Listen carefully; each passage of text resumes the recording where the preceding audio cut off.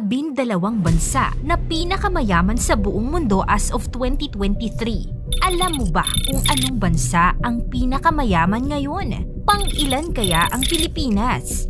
Sa pagsukat kung mayaman ng isang bansa, dalawa ang basihan. Una, ang GDP nominal o ang current price sa market ng buong bansa at ang pangalawa naman ay ang GDP per capita na ang kabuuang halaga ng GDP o Gross Domestic Product ay dinidivide kung ilan ang bilang ng populasyon ng isang bansa. At ang gagamitin natin sa videong ito para i-rank ang mga bansa na pinakamayaman sa buong mundo ay ang GDP nominal. Kaya narito ang 12 bansa na pinakamayaman sa buong mundo.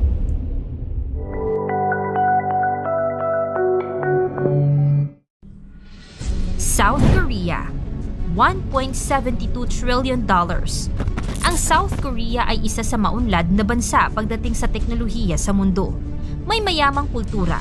Isa rin itong grooming country na may sariling entertainment field, Korean dramas, K-pop, at kilalang mga personalidad na umaakit sa mga tao sa Asia upang tangkilikin at pahalagahan ang meron sa South Korea. Kaya naman, lumago talaga ang kanilang entertainment industry at automotive manufacturing. Pang-apat sa pinakamayamang bansa ang South Korea sa Asia at pang-12 naman sa buong mundo na umabot ang kanilang GDP sa $1.72 trillion. Russia, $2.06 trillion. Alam naman natin na ang Russia ay isa sa pinakakilala at malakas na bansa. Sila ay kinikilala bilang world's largest mineral and energy resources, pangunahing nagpuproduce ng langis at natural gas. Maging sa sektor ng agrikultura ay maunlad ito, lalo na at maganda rin ang kanilang industriya at services. Kaya naman hindi nakapagtataka na kasama ang Russia sa isa sa pinakamayamang bansa sa buong mundo. Ang GDP nito ay umaabot sa $2.06 trillion. Brazil, $2.08 trillion. Ang Brazil ay pasok sa top 10 na pinakamayamang bansa sa buong mundo na ang GDP ay umaabot sa $2.08 trillion. Sikat ang bansa sa kanilang iconic Carnival Festival na kung tawagin ay Rio de Janeiro. Maganda ang kanilang turismo. Dito mo rin kasi makikita ang Amazon River at Amazon Rainforest at ang Christ the Redeemer State Zoo ng mga Katoliko.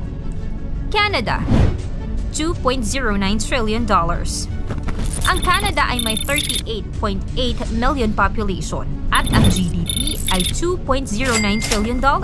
Ito ang ikapang-siyam na largest economy sa buong mundo. Apat ang pangunahing nagpapalago sa kanilang ekonomiya.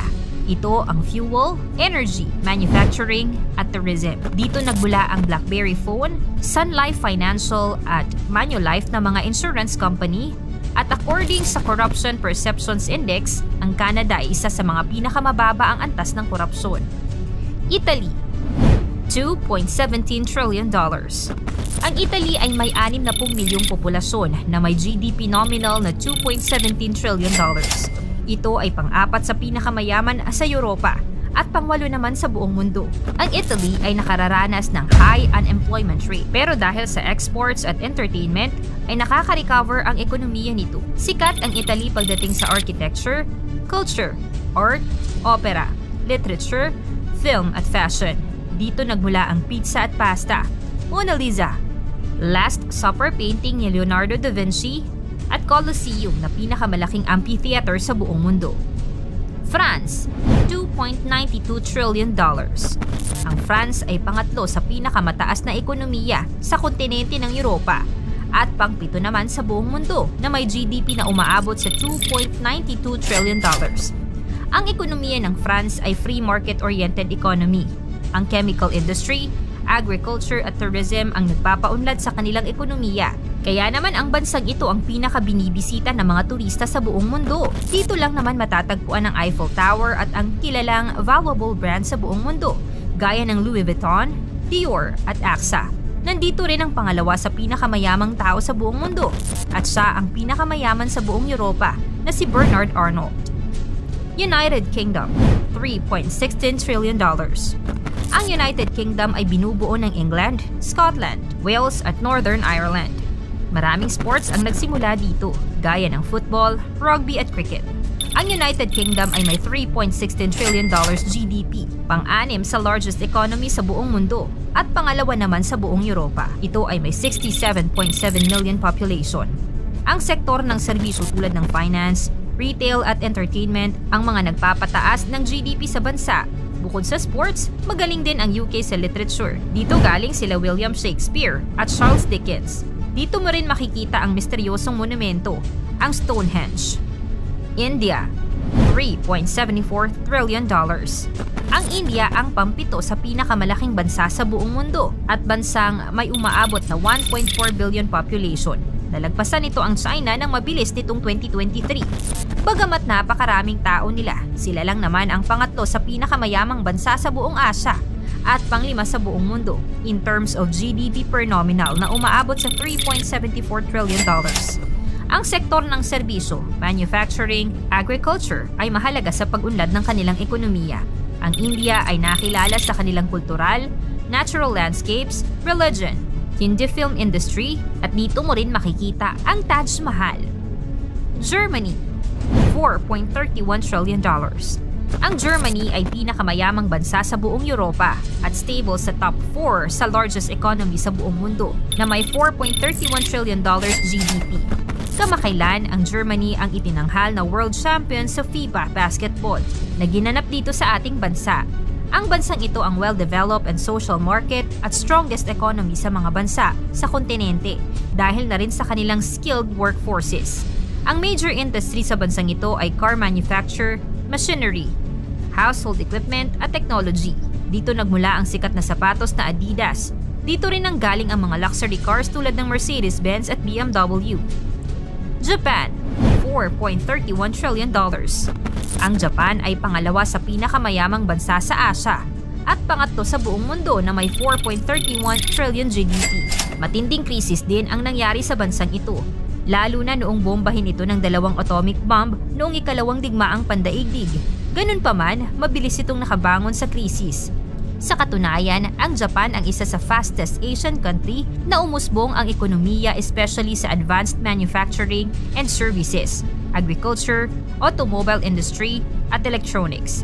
Mayaman ang bansang ito dahil napaka-advanced ng teknolohiya, saganang kultura, kalidad ng kanilang edukasyon, kalinisan ng lugar, at matinding disiplina.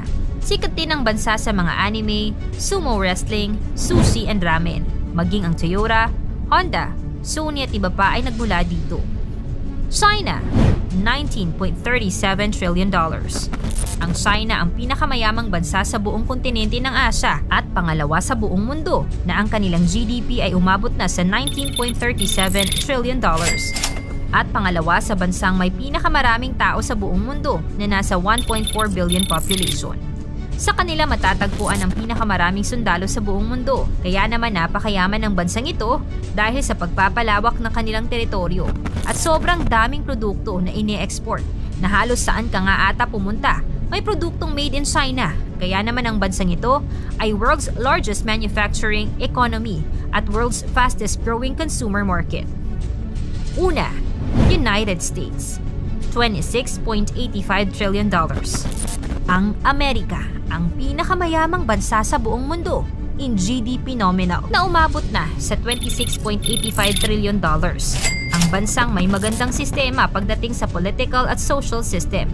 Sa kabila ng maraming utang ng bansa ay nananatiling competitive ito pagdating sa pagpapataas ng ekonomiya at masasabing ang US ay powerful at richest country ito dahil sa patuloy na pag-cultivate nila sa lipunan, pagsusuport at paghikayat sa mga entrepreneur at pag-innovate sa mga imbensyon at pagbabago ng panahon na nakatutulong upang magkaroon ng economic growth. Ang US ay isa sa pinakamaraming tao sa mundo at ginagamit nila itong productive at nakatutulong sa workforce. Ang US din ay isa sa leading manufacturing industry sa buong mundo. Nanatili naman ang kanilang US dollar na ang pinakaginagamit na basehan na currency sa global transactions. Kilala ang bansa sa maraming aspeto gaya ng Hollywood movies, ang Grand Canyon, historic landmarks, the Stars and Stripes, McDonald's, NASA, Disney, NBA, Statue of Liberty, Mount Rushmore at marami pang iba. Samantala, sa Pilipinas, bumaba tayo sa ranking mula rank 33rd na naging rank 36 tayo sa may pinakamataas na GDP na umaabot sa $440 $40.9 billion. Sa mga nabanggit na bansa, ano ang pinakagusto mong sistema sa pagpapayaman? Ikomento mo naman ito sa ibaba. Paki-like ang video, i-share mo na rin sa iba. Salamat at God bless!